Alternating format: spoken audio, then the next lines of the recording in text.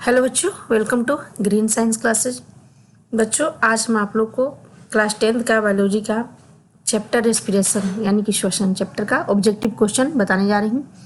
इसके पहले मैंने आप लोग को एक पार्ट इसके बना के डाल दिया है। रेस्पिरेशन का मैंने ऑब्जेक्टिव क्वेश्चन कराया है जिसमें 25 से 30 क्वेश्चन थे, और इस पार्ट में भी मैं 25 से 30 क्वेश्चन आप लोग को ऑब्जेक्टिव बताऊँगी।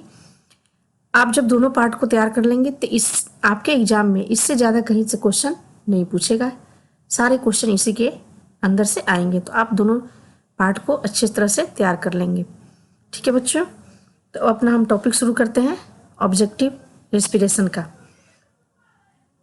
बच्चों, पहला हमारा क्वेश्चन है ग्लूकोज से पायरूवेट बनने की क्रिया को क्या कहते हैं। तो ग्लूकोज से पायरूवेट बनने की क्रिया को क्या कहते हैं। तो पहला हमारा हो गया ग्लाइकोजन ऑप्शन, दूसरा ऑप्शन है कार्बोहाइड्रेट, तीसरा ऑप्शन है ग्लाइकोलाइसिस और चौथा है किण्वन। तो ग्लूकोज से पायरूवेट को ही पायरूविक एसिड बोलते हैं। तब जब ग्लूकोज से पायरूविक एसिड बनता है तो उस क्रिया को हम कहते हैं ग्लाइकोलाइसिस। और ये कहाँ होता है, ग्लूकोज से पायरूवेट जब बनता है तो ये क्रिया कहाँ होती है, ग्लाइकोलाइसिस क्रिया होती है कोशिका द्रव में, ये कोशिका द्रव में होती है। तो आप याद रखेंगे, ग्लूकोज से जब पायरूविक एसिड या पायरूवेट बनता है तो उस क्रिया को हम कहते हैं ग्लाइकोलाइसिस, यानी कि हमारा ये तीसरा ऑप्शन इसमें सही हुआ। चलिए दूसरा क्वेश्चन देख लेते हैं। श्वसन होता है, ये जो पहला क्वेश्चन है ये आप लोग को कॉम्पिटिटिव एग्जाम में भी पूछता है। इसका दूसरा क्वेश्चन ऐसे ही बन जाता है, ग्लाइकोलाइसिस की क्रिया में क्या होता है। तो ग्लाइकोलाइसिस की क्रिया में क्या होता है, ग्लूकोज से पायरूविक एसिड बनता है, उस क्रिया को क्या कहते हैं, ग्लाइकोलाइसिस। अब हम दूसरा क्वेश्चन देखते हैं। श्वसन होता है यानी कि रेस्पिरेशन सभी जीवित कोशिकाओं में अंधकार तथा प्रकाश दोनों में, सभी जीवित कोशिकाओं में केवल प्रकाश में, तीसरा ऑप्शन है मात्र हरित विहीन कोशिकाओं में प्रकाश में, या हरित विहीन कोशिकाओं में प्रकाश एवं अंधकार दोनों में। तो आप जानते हैं कि श्वसन यानी कि रेस्पिरेशन जब भी होगा तो हमेशा होता है ये या अंधकार हो या प्रकाश हो, यानी कि फोटोसिंथेसिस की जब क्रिया होती है तो उसके लिए हमें किसकी जरूरत होती है, प्रकाश की यानी कि लाइट की आवश्यकता होती है। लेकिन ये श्वसन की जो क्रिया होती है सभी जीवित कोशिकाओं में अंधकार और प्रकाश दोनों में होता है। इसमें फोटोसिंथेसिस की तरह प्रकाश की आवश्यकता नहीं होती है। इसमें क्या होता है, ये श्वसन क्रिया दोनों में होती है, यानी कि हमारा पहला ऑप्शन इसमें सही है ए। क्वेश्चन नंबर 3 क्या है हमारा, प्रोकैरियोटा में श्वसन का स्थान है। प्रोकैरियोटिक या एक कोशिकीय जंतुओं में श्वसन की क्रिया कहाँ होगी, तो उसमें होता है कोशिका झिल्ली से। कहाँ होता है, कोशिका झिल्ली से होता है। किस क्रिया, विसरण की क्रिया द्वारा होता है, कोशिका झिल्ली से होता है। प्रोकैरियोटिक में श्वसन का क्या स्थान है, कोशिका झिल्ली। तो इसका ऑप्शन हो गया बी। चौथा क्वेश्चन है यूकैरियोटा में श्वसन होता है। यूकैरियोटिक में जो श्वसन क्रिया होती है वो होती है माइटोकॉन्ड्रिया में। कोशिका झिल्ली में प्रोकैरियोटा में और यूकैरियोटा में माइटोकॉन्ड्रिया में होती है, क्योंकि माइटोकॉन्ड्रिया में ही सारे एंजाइम्स पाए जाते हैं। जितने भी रेस्पिरेशन के लिए एंजाइम की जरूरत होती है वो कहाँ पाए जाते हैं, माइटोकॉन्ड्रिया में। कोशिकीय क्रियाओं में उपयोगी ऊर्जा का स्रोत है। जो कोशिकीय सेलुलर जो प्रोसेस होता है, कोशिकीय जो क्रिया होती है शरीर के अंदर, उसमें उपयोगी ऊर्जा का स्रोत है। तो शरीर के अंदर या जीवों के अंदर ऊर्जा किस रूप में संचित रहता है, तो एटीपी के रूप में। और इसी एटीपी के द्वारा क्या होता है, सभी शरीर के अंदर जितनी भी जैविक क्रियाएं होती हैं इस एटीपी के द्वारा ही संपन्न होती है। तो ये एटीपी ही उपयोगी ऊर्जा का स्रोत है। तो इसका आंसर क्या हो गया, सी, कि कोशिकीय क्रियाओं में उपयोगी ऊर्जा का स्रोत कौन सा है, एटीपी। क्योंकि डीएनए, आरएनए और एनएडी ये तीनों, आरएनए डीएनए ये सब इससे रिलेटेड नहीं है। तो एटीपी ही जो है कोशिकीय क्रियाओं में ऊर्जा का स्रोत है। और एटीपी कहाँ, माइटोकॉन्ड्रिया में ये ऊर्जा के रूप में संचित रहता है। और यही आगे इसी के द्वारा, इसी ऊर्जा एटीपी के द्वारा इसको जब जरूरत पड़ती है शरीर में, इसी के द्वारा इसको खर्च किया जाता है एनर्जी के रूप में, और सारी जैविक क्रियाएं इसके द्वारा संपन्न होती है। अब चलिए अगला क्वेश्चन देखते हैं, क्वेश्चन नंबर 6। जब ग्लूकोज का एक अणु अवायवीय श्वसन करता है तो एटीपी कितने अणु प्राप्त होते हैं? जब ग्लूकोज का एक अणु अवायवीय श्वसन, यहां ध्यान दीजिएगा, अवायवीय श्वसन यानी कि अनॉक्सी श्वसन। अनॉक्सी श्वसन में होता क्या है? अनॉक्सी श्वसन में ये ग्लूकोज किस में टूटता है? पायरुवेट में यानी कि पायरुविक एसिड में। तो एटीपी कितने अणु प्राप्त होते हैं? तो जब ग्लूकोज का एक अणु अनॉक्सी श्वसन करता है तो 2 एटीपी प्राप्त होता है। कितना प्राप्त होता है? 2 एटीपी। इसका ऑप्शन 2 होगा, बी होगा। ग्लूकोज का एक अणु अवायवीय श्वसन में, आज जब यही वायवीय श्वसन रहेगा, वायवीय मतलब ऑक्सी श्वसन, तो वहाँ एटीपी कितने अणु बनते हैं? तो 38 बनेंगे पूर्ण ऑक्सीडेशन से। इसमें क्या होता है? अवायवीय श्वसन में पूरी तरह से ग्लूकोज का ऑक्सीडेशन नहीं होता है, अपूर्ण ऑक्सीडेशन होता है और सिर्फ 2 एटीपी बनते हैं। और जब वही अवायवीय ना होकर के वायवीय रहेगा यानी कि ऑक्सी श्वसन जब रहेगा, एरोबिक रेस्पिरेशन रहेगा, तो एरोबिक रेस्पिरेशन में बच्चों ग्लूकोज का पूर्ण ऑक्सीडेशन होता है और वहाँ 38 यानी कि 38 एटीपी बनते हैं पूर्ण ऑक्सीडेशन के बाद। ये आप ध्यान रखेंगे। क्रेब्स साइकिल से 36 बनता है और 2 ये जो बनता है ग्लाइकोलाइसिस से बनता है, दोनों मिलकर के 38 हो गया। जो अभी 10th क्लास में आप लोग को ज़्यादा डिटेल में पढ़ना नहीं है, क्रेब्स साइकिल क्या है या ग्लाइकोलाइसिस क्या है, आगे आपको ये 11th में डिटेल में पढ़ना होगा फिर। तो इस चीज को ध्यान रखेंगे, अवायवीय पूछ रहा है कि वायवीय पूछ रहा है, यानी कि एरोबिक या अनारोबिक। ठीक है, अगला क्वेश्चन देखते हैं। तो अगर अनारोबिक पूछेगा तो उसमें 2 एटीपी और एरोबिक पूछ देगा तो उसमें 38 एटीपी। निम्नलिखित में से कौन श्वसन ऊर्जा का स्रोत है? तो श्वसन ऊर्जा का स्रोत ये हमारा हुआ संचित भोजन। श्वसन ऊर्जा में क्या होता है? संचित भोजन ही ऊर्जा का स्रोत है। तो इसका आंसर हो गया डी। चौथा क्वेश्चन नंबर 8, ग्लाइकोलाइसिस में भाग लेने वाले एंजाइम कहाँ होते हैं? ग्लाइकोलाइसिस यानी ग्लाइकोलिसिस। ग्लाइकोलिसिस की क्रिया क्या होती है? अभी हमने आप लोग को बता दिया कि ग्लूकोज से पायरुविक एसिड यानी कि पायरुवेट बनने की क्रिया को ग्लाइकोलिसिस कहते हैं। और ये कहाँ होता है? पहला क्वेश्चन भी मैंने आप लोग को बताया था कि ये जो ग्लाइकोलिसिस क्रिया होती है कोशिका द्रव में होती है। ये क्या होता है? ये अनारोबिक रेस्पिरेशन है। और कहाँ होता है? ये कोशिका द्रव में। तो इसका आंसर हो गया बी। देखिए बच्चों, एक ही क्वेश्चन से कितने क्वेश्चन बन सकते हैं? ग्लाइकोलिसिस से 2 क्वेश्चन मैंने यही आप लोग को दिखा दिया। एक क्वेश्चन और भी मैंने बताया था कैसे बन सकता है कि ग्लाइकोलिसिस की क्रिया क्या होती है, इसका भी बन सकता है क्वेश्चन। तो इस तरह से एक क्वेश्चन को घुमा फिरा कर किसी भी तरह पूछ सकता है। तो अगर अच्छे से आप समझे रहेंगे, सिर्फ ऑप्शन नहीं याद करना है, ऑप्शन के साथ साथ कैसे ये क्रिया होता है, कहाँ होता है, तो डिटेल में अगर आप समझेंगे इस चीज़ को तो एक क्वेश्चन से चाहे कितना हो क्वेश्चन घुमा फिरा कर पूछे, आप सब सॉल्व कर लेंगे। ओके, अगला क्वेश्चन हमारा है 9th। ऑक्सीजन के बिना भी श्वसन हो सकता है। ऑक्सीजन के बिना जो श्वसन होता है उसे हम क्या कहते हैं? अनॉक्सी श्वसन। और ये कहाँ होता है? आप लोग जानते हैं कि ईस्ट में जो श्वसन होता है वो कैसे होता है? बिना ऑक्सीजन के ही होता है। उस क्रिया को क्या कहते हैं? फर्मेंटेशन, किण्वन कहते हैं। और वो जाइमेज एंजाइम की उपस्थिति में ईस्ट में जो श्वसन होता है बिना ऑक्सीजन के होता है और वो जाइमेज एंजाइम की उपस्थिति में होता है और उसे हम कहते हैं किण्वन या फर्मेंटेशन, जो कहाँ होता है? ईस्ट में होता है। तो इसका ऑप्शन हो गया बी।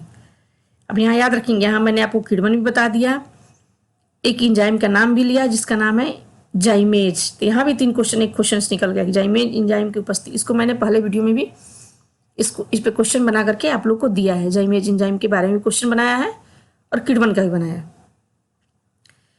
तो ये ईस्ट में जो होता है ऑक्सीजन के बिना श्वसन होता है। ओके, चलिए क्वेश्चन नंबर 10। रात के समय वृक्षों के नीचे नहीं सोना चाहिए, क्योंकि ये आप सब लोग जानते हैं, क्योंकि रात में CO2 मुक्त करते हैं। पेड़ पौधे रात में CO2 मुक्त करते हैं। क्वेश्चन 10 का हो गया बी। 11, श्वसन क्रिया में उत्पन्न जल को कहते हैं। तो श्वसन क्रिया में जो जल उत्पन्न होता है, श्वसन की जब क्रिया होती है, ग्लूकोज का जब ऑक्सीडेशन होता है तो श्वसन क्रिया में क्या बनता है? कार्बन डाइऑक्साइड और जल बनता है और एनर्जी मिलती है। तो जो जल बनता है, जल जो उत्पन्न होता है उसको हम कहते हैं उपापचयी जल। तो इसका ऑप्शन हो गया डी। ठीक है, क्वेश्चन नंबर 12। 24 घंटे में एक समय ऐसा भी आता है, एक समय आता है जब पादपों से CO2 या O2 कुछ नहीं निकलती है। यह समय होता है 24 घंटा में एक समय आता है जब पादपों में यानी कि पौधों में CO2 या O2 कुछ नहीं निकलता। यह समय क्या होता है? तो सूर्यास्त में। क्या होता है? इसका आंसर क्या हुआ? सी। चलिए अगला क्वेश्चन देख लेते हैं। Question number 30।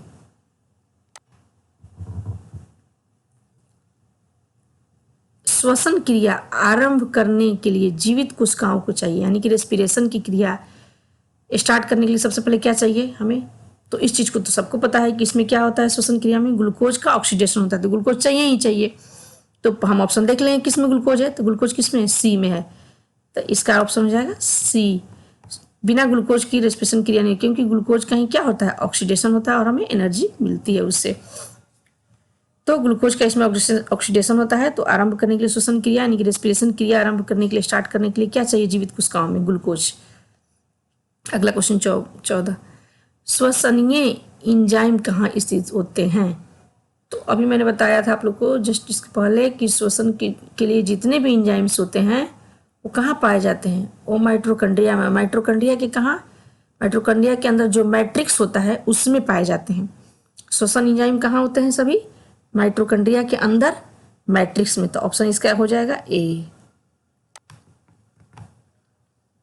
क्वेश्चन नंबर 15 देखिए आ गया, फर्मेंटेशन किण्वन। ये क्या है? किण्वन है। किण्वन क्या है यानी कि फर्मेंटेशन क्या है? तो अभी हम इसके पहले आप लोग को समझा दिए हैं कि किण्वन जो होता है कार्बोहाइड्रेट का अपूर्ण ऑक्सीकरण है। किण्वन फर्मेंटेशन, इसमें क्या होता है? ये ऑक्सीजन की अनुपस्थिति में होता है। ये जाइमेज इंजाइम की उपस्थिति में किण्वन की क्रिया होती है और इसमें कार्बोहाइड्रेट का अपूर्ण ऑक्सीकरण होता है, पूर्ण रूप से ऑक्सीकरण नहीं होता है। तो इसका ऑप्शन हो गया सी, कार्बोहाइड्रेट का अपूर्ण ऑक्सीकरण। चलिए क्वेश्चन नंबर 16 देख लेते हैं। मछलियां किस अंग द्वारा श्वसन करती हैं? तो सब लोग आप लोग जानते हैं गिल्स के द्वारा। इसका ऑप्शन हो गया डी। 17। जड़ का कौन सा भाग श्वसन गैसों के आदान प्रदान में भाग लेता है? जड़ का कौन सा भाग? मूल रोम क्षेत्र, मूल टोप क्षेत्र, वृद्धि क्षेत्र या विभाजक क्षेत्र? तो मूल रोम जो क्षेत्र होता है वहीं पे जड़ का जो मूल रोम यानी कि रूट हेयर्स जो होते हैं वहीं पे क्या होता है? श्वसन में गैसों का आदान प्रदान होता है। तो ये हो गया ऑप्शन ए। 18। श्वसन क्रिया के दौरान कितने प्रतिशत ऊर्जा ताप के रूप में निष्कासित होती है? 20%। ये तो आपको याद रखना होगा रट के कि 20% यानी कि 20%। इसका आंसर हो गया ए। 19। एटीपी अणु से नहीं सॉरी एडीपी अणु से एटीपी अणु के बनने की क्रिया को क्या कहते हैं? एटीपी का फुल फॉर्म क्या होता है? Adenosine diphosphate. और एटीपी क्या होता है? Adenosine triphosphate. यानी कि एडीपी से एटीपी बनने की क्रिया को क्या कहते हैं? तो जब एडीपी से एटीपी बनता है तो उस क्रिया को कहते हैं हम ऑक्सीडेटिव फॉस्फोराइलेशन। ऑक्सीडेटिव फॉस्फोराइलेशन, ऑक्सीकारक फॉस्फोराइलेशन, यानी कि सी। ये बहुत ही अच्छा क्वेश्चन है। एटीपी से नहीं सॉरी एडीपी से एटीपी बनने की क्रिया। चलिए अब देख लेते हैं क्वेश्चन नंबर 20। पक्षियों के वायवीय श्वसन में सहायक होती है। पक्षी जो होते हैं उनके वायवीय श्वसन में सहायक क्या होता है? पक्षी कौन सा श्वसन करते हैं? वायवीय श्वसन यानी कि एरोबिक रेस्पिरेशन। तो उसमें एक तो फेफड़ा से होता है और दूसरा उससे जुड़ी हवाओं से भरी थैलियां, यानी कि इसका ऑप्शन बी पहले से लगा हुआ है। इसका ऑप्शन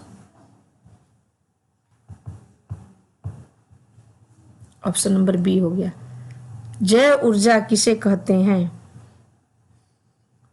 लवक, एटीपी, राइबोसोम, उपयुक्त में से कोई नहीं।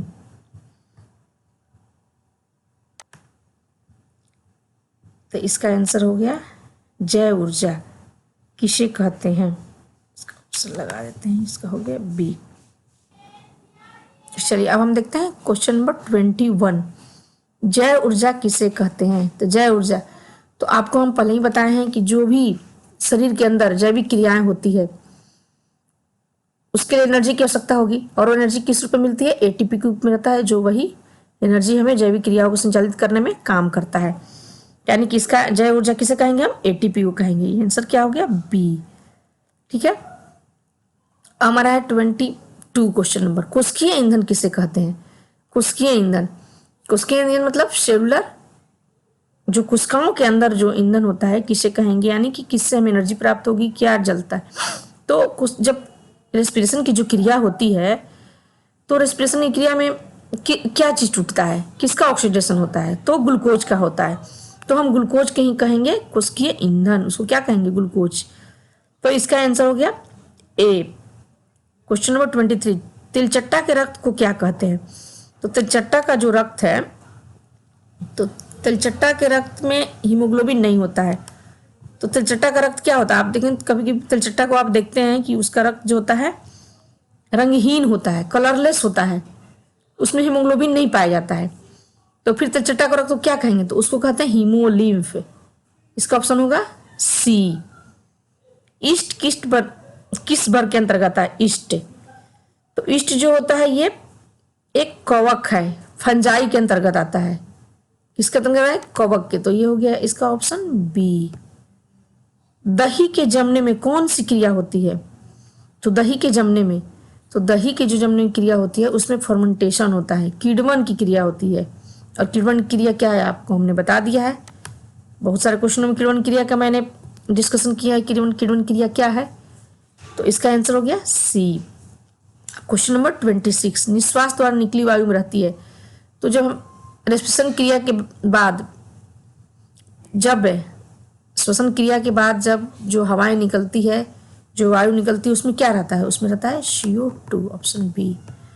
तो बच्चों ये हमारा 26 क्वेश्चन है। इस वीडियो में आप इसको तैयार कर लेंगे। अगर दोनों वीडियो आप तैयार कर लेते हैं ऑब्जेक्टिव रेस्पिरेशन का, तो 10th क्लास के बच्चों के लिए इससे ज़्यादा कहीं से नहीं पूछेगा। और इससे एक वीडियो मैं और बनाऊंगी, लेकिन उसमें थोड़ा सा इससे क्वेश्चन टफ लेवल का रहेगा। वो आपके ऑब्जेक्टिव क्वेश्चन जो रहेंगे वो थोड़ा टफ लेवल के रहेंगे, तो आपके लिए भी रहेगा और आपसे आगे क्लास के लिए भी हो सकता है। ठीक है बच्चों, आप इसको तैयार करें। Okay, thank you.